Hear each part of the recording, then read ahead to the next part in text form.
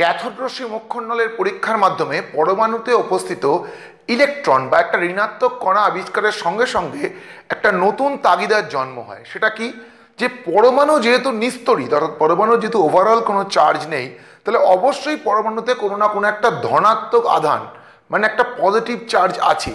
সেই চার্জটা কোথায় আছে, কীভাবে আছে, কোনোটাই কিন্তু তখন অবধি জানা ছিল না। কিন্তু এইটা আবিষ্কারের একটা তাগিদ তৈরি হয় যে পরমাণুর মধ্যে সেই ধনাত্মক আধানগ্রস্ত কণাটা কি বা কোথায় আছে, সেই সমস্ত কিছু।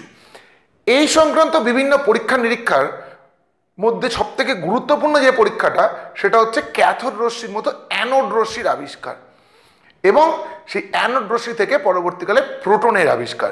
চলো আমরা মূল পরীক্ষাটা কি বোঝার চেষ্টা করি। দেখো, এই পরীক্ষাটি করেছিলেন 1886 সালে বিজ্ঞানী গোল্ডস্টেড। সেট আপটা পুরোপুরি যেমন ছিল ক্যাথোড রশ্মির সেট আপ সেম, শুধুমাত্র তফাৎটা কি, এখানে একটা ছিদ্রযুক্ত ক্যাথোড ব্যবহার করা হয়েছে। অর্থাৎ আমরা যখন ক্যাথোডের এক্সপেরিমেন্ট দেখেছিলাম তখন এই দুটোই ছিল পাত দুটো সলিড, এখানে কিন্তু এটা ছিদ্রযুক্ত। বাকি কি, বায়ু নিষ্কাশক পাম্পের সাহায্যে এই সিল্ড কাঁচের টিউবের ভেতর থেকে প্রায় সমস্ত বায়ু বের করে নেওয়া হয়েছে এবং এর ভেতরের বায়ুর চাপ অত্যন্ত কম।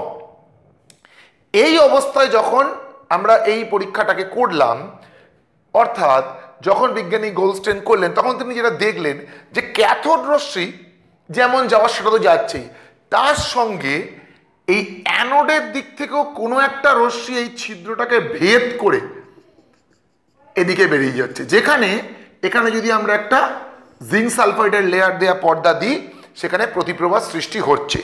অর্থাৎ এটা বোঝা গেল যে অ্যানোডের দিক থেকে কোনো একটা রশ্মি অবশ্যই ক্যাথোডের দিকে যাচ্ছে। সেই রশ্মিটা কি, তার প্রকৃতি কি, সেসব কিন্তু প্রথমে কিছুই জানা ছিল না।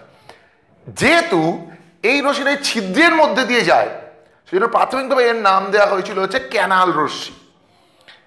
এর পরে যখন এই ব্যবস্থাটা জানা হয়ে গেল, তখন এর প্রকৃতি নির্ধারণের চেষ্টা চললো যে এই যে রশ্মিটা যাচ্ছে এর প্রকৃতি কিরূপ। তখন দেখা গেল যে এই রশ্মিটার প্রকৃতি, অর্থাৎ যেটা এই ছিদ্রভেদ করে চলে যাচ্ছে, এই রশ্মিটার প্রকৃতি হচ্ছে ধনাত্মক।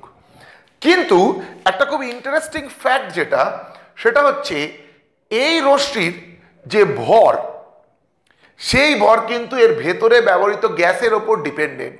অর্থাৎ আমরা যখন ক্যাথোড রশ্মি দেখেছিলাম তখন কি দেখেছিলাম, যে ক্যাথোড রশ্মির ভর কিন্তু ইন্ডিপেন্ডেন্ট ছিল মেটেরিয়াল এবং ভেতরে কি গ্যাস ব্যবহার করেছে তার উপর, কিন্তু সেটা অ্যানোড রশ্মির ক্ষেত্রে নয়।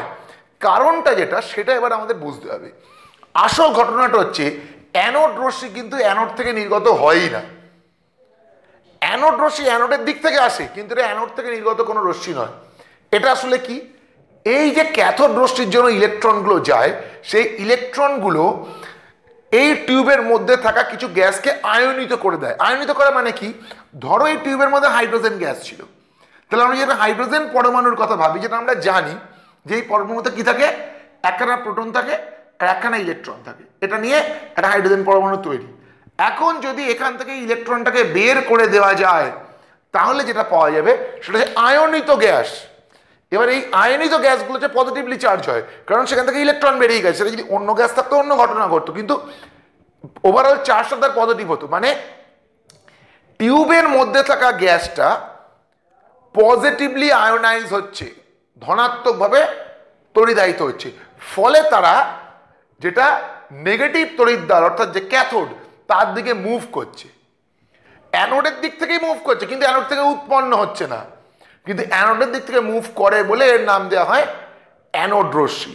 এবং বিভিন্ন গ্যাস ব্যবহার করে যেহেতু এই রশ্মিটা পাওয়া যাচ্ছে, এবং তার কিন্তু তখন অ্যানোড রশ্মির ভর ভিন্ন ভিন্ন হচ্ছে, তার মানে এই অ্যানোড রশ্মিটা কিন্তু অ্যাকচুয়ালি প্রোটন কণার স্রোত নয়। যদি এটা অ্যাকচুয়ালি প্রোটন কণার স্রোত হতো, তাহলে তো সবসময়তেই এর ভর ফিক্সড। দেখা গেল হাইড্রোজেন ব্যবহার করলে যেটা পাওয়া যায় সেই ভরটা মিনিমাম। অর্থাৎ এই যে অ্যানোড রশ্মি যাচ্ছে, এই অ্যানোড রশ্মির ভর মিনিমাম হচ্ছে যখন আমরা হাইড্রোজেন গ্যাসকে ভেতরে ব্যবহার করছি। কারণ কি, কারণ H+ এটা কিন্তু নাথিং বাট এ প্রোটন।